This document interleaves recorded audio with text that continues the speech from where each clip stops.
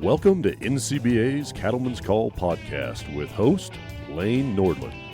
Hello, everyone, and welcome back to the Cattleman's Call podcast. Lane Nordland, happy to be with you here today, and I'm honored to be joined by the 2023 National Environmental Stewardship Award winners. It's the GC Ranch out of Rosston, Texas, and they're kind of still in shock, I think, a little bit, because their name was announced last night as they went up against 5 other outstanding family operations, the regional winners that made it all the way to the national level with the Environmental Stewardship Award. And last night, I told the crowd, I was lucky enough to MC the event, that I had a lump in my throat the entire night. And I got a little choked up at the end there too, and it's because we're in a family business, and it's about keeping our lands viable for the next generation. And I'm excited to be joined today by GC and Meredith Ellis with the GC Ranch, and I tell you what, congratulations to you both, father and daughter meeting with us here today. I guess first off, what is the feeling right now, GC? Just total excitement. We're just in awe that we were represented last night amongst all the other 5 contestants, and we were shocked and surprised when we were announced, and we've got pride in our hearts today. Meredith? Yeah, I would say for me, for our ranch, it's really a Lifetime Achievement Award. The ESAP program in general is such an important award, and being up against those other 5 just unbelievably spectacular ranches, we're just still in awe of it all, and just incredibly honored. Well, I look forward to expanding more upon that great video that Baxter Communications put together, highlighting not only your operation but the other ranches as well. But GC, where is Rosston, Texas at for us Flatlanders from the north? We're 60 miles north of Dallas Fort Worth area. Yeah. So what's your landscape look like down there, pasture-wise? We're kind of in the prairie, where the prairie meets the cross timbers. Okay. And so we do have rolling hills, and we have trees, and we've got 3 major creeks running through our ranch, and topography, but we've got a lot of productive bottom land also in the creek bottoms. So share a little bit of the history of the ranch and how it's got the 3rd generation right now with your son. So let's talk about that a little bit. Okay, I'll give you a little history. When Mary and I got married in 1975, and we got out of college, we moved down to our family ranch near Italy, Texas, and I ran it for 5 years until it was time to sell. And Mary and I couldn't afford to buy the ranch from the family, and so we started looking for our own ranch. And I tell the story that I wore out 2 pickups looking for our ranch. And in '83, I finally found a piece of property up near the Gainesville area, and that's where I bought my original 450 acres. And we loved it, and we built our house and did a lot of fencing and a lot of upgrading on the ranch. And then as years went on, we bought neighbors out, and right now we're a contiguous ranch of 3,000 acres. And obviously, through that time, a lot goes into planning. Like I said, building fence, managing that, and I know Meredith, you run the ranch now too. But what is it? I guess, what was that process like? And when we get to this environmental stewardship point, but when did you see an opportunity to improve that land? And we're in the business that we want to leave the land better than we found it. But when was that moment that you said, you know what, I may do this just a little bit different, or I picked this up at a meeting? What was that process like? Who were some of the partners you worked with in the beginning? Well, originally, when I saw the ranch, and my dad thought I was crazy because it was very run down. The fences were not good. And he says, "You're out of your mind. Why don't you find one that's more improved?" And I said, "Well, I can make this work." And so I wasn't afraid of work, and we did our fencing and clearing. We had to do some brush clearing and everything, but we finally got it the way we wanted it. And then over the years, when we bought some other property, I was a little overwhelmed on how to manage this correctly. And so we got involved with the Noble Foundation up in Ardmore, Oklahoma. And we've been a cooperator of theirs for over 25 years. And they have really helped us as we developed and changed over the years. What's it mean to you to have your daughter on the ranch? It means the world to me. It means that the ranch is going to be taken care of and passed down, and I've got a grandson that's 9 years old now, and I'm so excited that they chose this lifestyle to be on the ranch and to improve it over the next generation. What did he? Was that this morning? What did your son say, Meredith, this morning after receiving that award? Well, his comment was, "Did this really happen? Did that really happen last night?" It was important to me to include him in the ESAP award and the NCBA legislative conference because, a lot of the story is the ranch, but the other half is bringing that story and showing how it fits into our state and our nation as a whole and the effects that ranching has in so many beneficial ways to our nation. And that's an important aspect that I need to share with my son at an early age, and so I'm really glad he was here to experience it. Did you always know that you were going to come back to the ranch? No, I didn't. I chose the most expensive path I could possibly, the most expensive circle I could possibly imagine. So I grew up on the ranch. I was a tomboy. I was like Mowgli from the Jungle Book. I was outside, camping and riding horses and building forts, and took it for granted. And I graduated from our small school, and I wanted to go to the big city. And I thought, that's what I want to do. And so I went. My first major in my bachelor's was business finance. That just shows you how I had no idea what I wanted to do in life. But I ended up really wanting to have an impact on the environment. That was something that was near and dear to my heart. And so I ended up getting my master's in landscape architecture from the University of New Mexico, focusing on sustainability.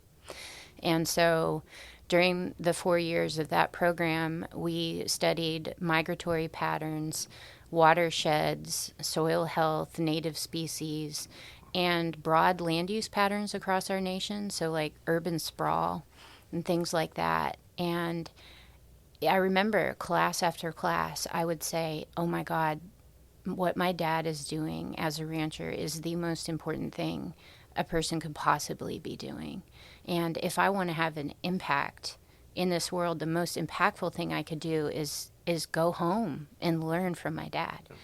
And so that's what I did. And I remember, the first several years, I would just ride in the back of the Suburban and just ask why. Why do you do it this way? Why do you do it that way? And just be the little grasshopper, soaking up all the information I could possibly get from my dad and our ranch manager. And it's just gone on from there. I'm just very thankful to have the opportunity that my dad's given me.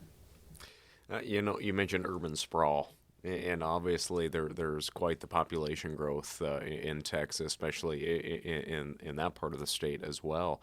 How was that, conversation went in your decision making and working with the communities and outreach and sharing the livestock business with folks? Yeah, so our state of Texas loses 640 acres a day to suburbia.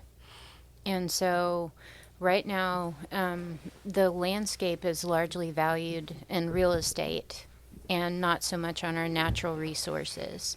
And so alongside ranching, one of the things that I'm incredibly passionate about is trying to communicate with everyone that will hear it just how important our national grazing lands are for all of us, us in the urban communities as well. Our water, we're essentially a 3,000 acre Brita filter for the DFW Metroplex. And so the benefits that we're providing, are something that we need to value more than just a dollar figure in real estate. So, do you open the ranch up to tours or educational opportunities then? Yes, quite a bit. We've partnered with a number of organizations, NGOs, universities. I see our ranch as a living laboratory, and so if there's a person or an entity that's interested in research, I find that a valuable way to help get some numbers behind, what the good work that us ranchers are doing. GC, were you a little hesitant to let folks come out to the place and tour-wise or research, or have you always had an open mind to that? Not at all. I've always been open-minded, and what we learn in our experience, we like to share and maybe help someone, a neighbor or someone else that's learning. But we've always been open for education. And it's just so interesting, especially water, because we all need water to live. And I think that's such a great opportunity to open the conversation, because mainstream media, you see it a lot. They want to blame agriculture for pollution or water contamination, whatever that may be. But when you are the only green space in some of these areas, you are sometimes the last line of defense in these. So how has that gone as well when you're looking at just trying to improve your soil health along the way, your grazing patterns, and making sure that folks are understanding that's all a part of the system, but having that good water, it also comes along to benefit for them as well. Yeah, so I think a process of our ranch abides by soil health principles and not so much practices. So, for example, one of the principles of soil health is keep the ground covered, right? And so however we go about that during that time of year or whatever, that's the quote practice that we'll put into place. Mm-hmm. But abiding by those principles rather than practices helps us have that soil that aggregates really well. Those great native grasses that their roots go yards into the soil that help that water percolate deep down and come out the side of the hill just drinkable and crystal clear, just exactly where the cattle are grazing, is something that's so important. I remember we had an opportunity with an organization called the Conservation Equity Partners, who were looking to restore a watershed in south central Texas. And it took them an entire year to find a pristine watershed that they could study in order to replicate it, and they found it on our property. And so when you talk about those partnerships, that helps hone in the importance of what we're doing as cattle ranchers and grazing appropriately. Just that awareness of this is a really special spot that helps us all, Now, GC, you were talking about clearing brush and building pastures and building fence to make pastures and whatnot. And how has the biodiversity of the place changed since the early '80s and focused on grasses that are suitable for the environment, weed management, and putting soil also at the forefront? How's that process been, and what are some? And I know you mentioned Noble, but working with your local NRCS or any other entities to just help make that land more healthy. Excuse me. Yes, and when we look at the ranch, we are divided in over 65 different pastures. And we have managed, and some are improved grasses, and some of them are native grasses. And we've learned how to rotate and to benefit the soil and the grasses over the years. And we have worked with NRCS and also Noble in learning and the best way to do it. And now we've kind of changed and worked to more intensively graze. Meredith brought in the practice of we have 65 pastures, but she comes in with hot wire, and we electric fence off an area in smaller paddocks, and so that 65 pastures turns into 165 pastures, and we have really seen the benefit. Even though we're in a drought right now, we're in a 3-year drought, we have more grass, and I'm so proud of the way we're going through the drought. I wanted to go back to the biodiversity question that you asked my dad. In the past several years, I've been documenting every species that I could find on our property through an app called iNaturalist, and so far I'm up to 660 different native species that call our ranch home.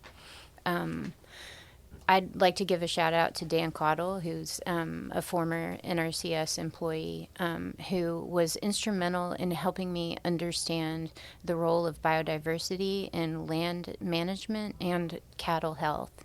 And the Botanical Research Institute of Texas, who's come out also a number of times, and really understanding the benefit of certain plants that before I really wasn't sure of the benefit. And I'll give you an example. So milkweed, right? It's toxic to cattle. They don't eat it. But the monarch butterfly obviously needs it, right? And the monarch butterfly might become listed as endangered.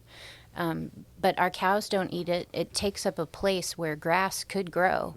So what is the point of milkweed for me, for my return on investment, right? Well, if you think of what milkweed's roots look like, they have this amazing taproot that just breaks up the soil. And so if you have a compaction area, whenever it rains, that milkweed is the reason why that water gets to the roots of your good grasses. And so really understanding kind of the role of biodiversity in land health, and then in turn the cattle health, has really helped us enormously. In our Bermuda pastures, for example, we're incorporating nitrogen fixating legumes like clover and vetch and those certain things to add more of that biodiversity, that chaos into the mix, so we can have healthier soils and in turn healthier cattle and a better bottom line. Meredith, there's also a group of the Ecosystem Service Market Consortium. What is some of the work that you've done with them?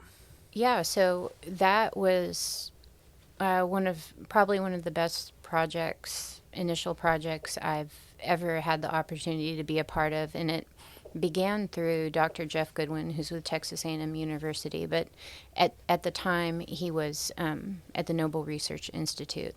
And I remember I was at a meeting and I approached Dr. Goodwin and I said, is there any way that we could get an actual number on what our actual carbon footprint is? And this was at a time when beef was really in the hot seat, you know. And I said, I've got to know, because intuitively I'm running Yellowstone National Park, and it just really doesn't seem like, it seems like I'm doing a lot of good, and I want some numbers behind that. I want to know what it is. And so, your place, I think, has better rangeland than Yellowstone National Park. Yes. Their rangeland is not that good. I love it. Yeah. Sorry. No, but yeah. So he said, well, as a matter of fact, there's this pilot program going on, and it was a collaboration between Noble Research Institute and the Ecosystem Services Market Consortium. And so we signed up for that, and it was an enormous amount of data that they asked for. They wanted to know where each cow was 24/7, 365. They wanted to know rainfall, fertilizer use, anything that would affect your carbon footprint, right? And they also took soil samples, detailed soil samples. And the results of that study the initial data modeling shows that the way that in which we are ranching every year is sequestering a net 2,500 tons of CO2. So that's after you account for our emissions, including cow burps. We are taking 551 cars off the road every single year that I'm allowed to be a rancher. And I think throughout our country, the majority of ranches are doing just that as well. And obviously continuing to have opportunities to attend educational events and workshops, and just always learning is so important. But GC, for yourself, looking back, who are some mentors that really inspired you, growing up when you got your start on this place, or new mentors even? Well, my dad was my number one mentor, and he taught me not to be afraid to work at something as hard and to come up and enjoy the benefits of your work. And I've learned that was very beneficial for me when I started this ranch, and very rewarding. And then, the other mentors have been the Noble Research Institute, NRCS, and working with them, and when we implement these new ideas that they recommend, it's very rewarding to see the benefits. Meredith, from your perspective, who are some of those mentors? I think you got one sitting right next to you too, but I guess when you look at that, how important is mentorship? It's everything for me. Ranching in general is the product of what your father and his father before him and your neighbors, and it's a generational knowledge, right? And so I have a ton of mentors. Jeff Goodwin, Bill Fox, Chad Ellis, Dan Cottle, these friends and colleagues in my life have really given me light bulb moments over the years. One of the biggest light bulb moments, and I have to give a shout out to Dr. Jeff Goodwin, was that years ago, right when I got here, we were driving through one of our Bermuda fields, and it's called the North Pasture, and we historically didn't allow grazing, and we would fertilize and cut and bale the hay. And I remember driving through that pasture with Jeff Goodwin, and he said, without your cattle here, you're just mining. That's what you're doing. You're just cutting hay, and you're removing the nutrients. And he said, you've got to add those soil health principles. And I remember that was a real light bulb moment for me. And if you could see that pasture today, it is full of life. The grasses are green and healthy. We've got cattle grazing on it again. So endless examples of those types of, I call it a little bit of gold that we get. We are a product of a community, for sure. What type of cattle do you run down there? We're a predominantly black Angus herd, but we keep and retain our own replacement females, and so we're turning towards red Angus genetics to focus more on fertility and the maternal side of things. Great. And I see that you've also gone international. Did you make a trip to Dubai? I sure did. What was that about? Yeah, so that was the COP28, the UN Climate Summit. I had the opportunity to be a part of two different formal delegations. The first half was with the Protein Pact, and the second half was from a global organization called Solutions from the Land. And my job was obviously to communicate the environmental and ecosystem benefits of ranching. And I spoke on 4 different panels. One of them was alongside Secretary Vilsack. And I can't stress to you the importance of that work on a global stage. A lot of people really were unaware of the environmental benefits of ranching. And so I think it was very important that I attended. And then another thing that I came away with is a great amount of pride for the United States beef industry. We are an incredibly efficient industry.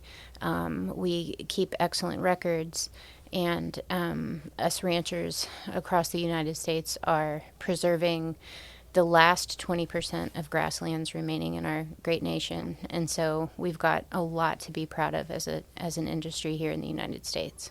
GC, obviously, things were a little different in the 80s when you were able to put this place together.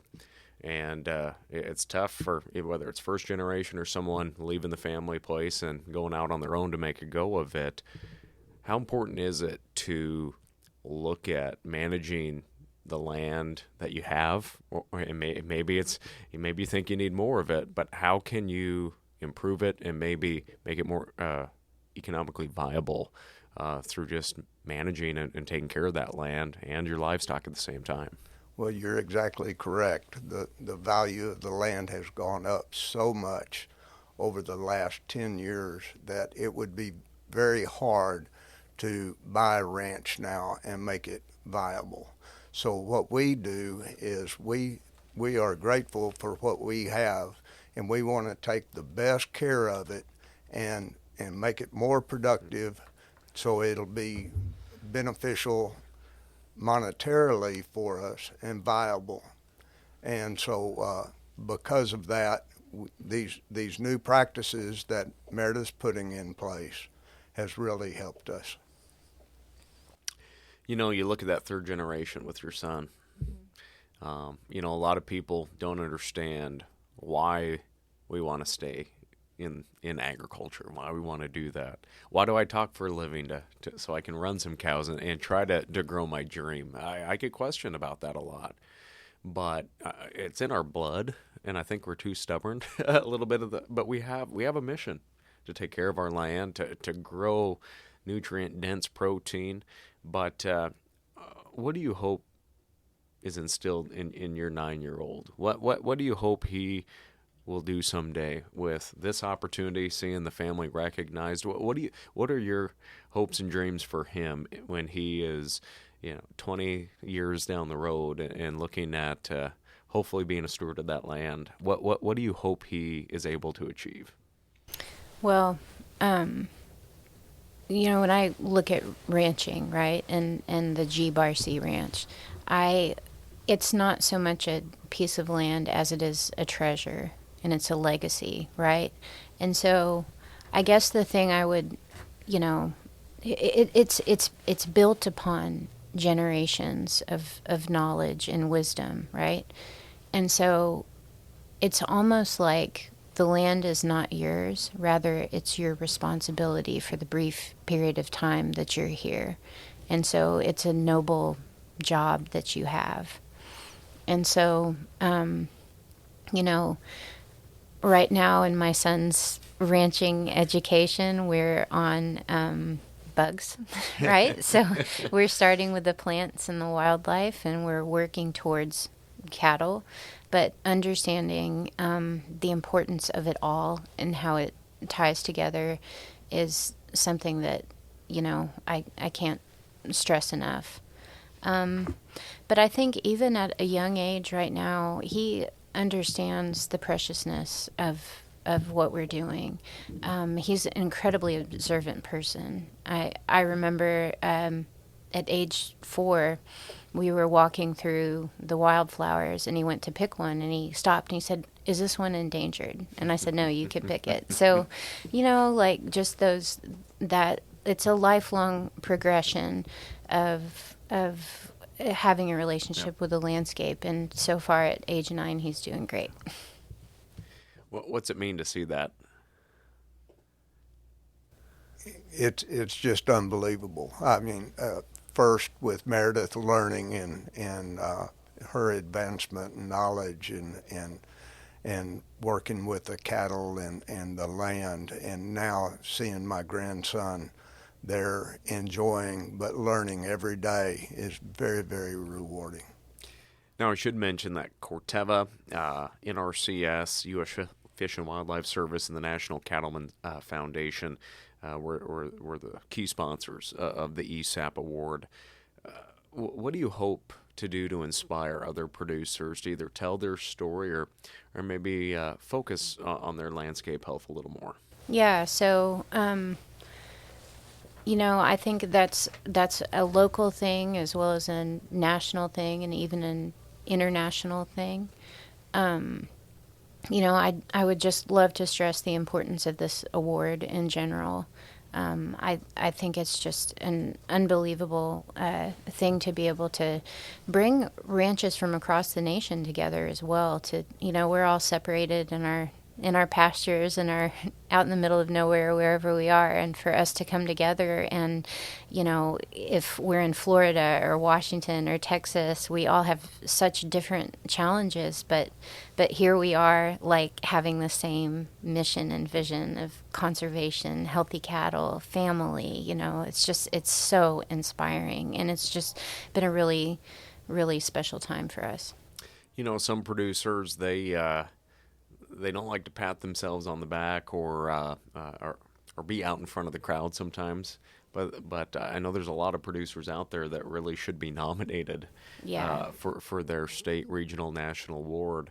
I guess from your perspective, going through the entire process now, what are some words of encouragement you have for those producers that should maybe think about nominating their operations, or a neighbor saying, hey, these folks really should be nominated? I guess what are some words of encouragement? So I would say, and I'm an introvert, so what I could say is, no matter what, if you're a rancher, you have something incredibly important that you're doing, and it is so important that you should share it with the world. The world needs to know your story. There has not been one rancher that I've met that I've walked away and not learned something mind-blowing from. And so I would just say, be proud of yourself and advocate for yourself, because we're all in it together, right? Can you believe all that's happened? I'm still in awe, but I'm very proud. And over the years, I've had to, over the 40 years on the ranch, I've had to do changes. I've never been afraid of change, and then that's one thing I really wanted to instill in Meredith and our ranch manager. Even when I'm gone, I still want them to not be afraid of change. Change is beneficial, and you can't stay on that same road. Sometimes you got to take the Y's and the forks of the road. What has been the biggest positive change in that 40 years, in your opinion? Well, I would say our grazing, our rotational grazing program that we have now. One of the benefits is we don't use near as much supplements, and it's more cost effective. When we open that gate to change pastures, those cows know that they're going to go to greener grass, and we don't have to keep them there in hay and feed cubes. When we open that gate, it's like feeding them a more supplement, but it's all native. And have you been able to increase, drought aside, have you been able to increase your cow herd with this more efficient grazing pattern, or have you just tried to maintain both that landscape and the herd levels at the same? Well, with the last 3 years of the drought, we're understocked right now. We are thinking long term. So if we were to be normally stocked during a 3-year drought, we would end up with several years of repercussions from overgrazing. And so we're trying to err on the side of a healthier bounce back once those rains return, which they have. And so it is our expectation that we will be able to get more numbers than we have historically. Well, again, I would encourage all of our friends to visit environmentalstewardship.org, and there you can see the Ellis family's video that our friends at Baxter Communications put together, but also the other 5 regional finalists, because they're all outstanding. Every year, when we watch those things, and I'm a pretty soft-hearted guy, and I had a lump in my throat the entire night there, and because, again, we're a family business. We're families, and that was one thing I said on the stage last night is everybody talked about family, and family is sustainable, and that goes into the stewardship of our lands and whatnot, because to be viable, we got to have good land, we got to have good cattle, and it's good to have a healthy family relationship too.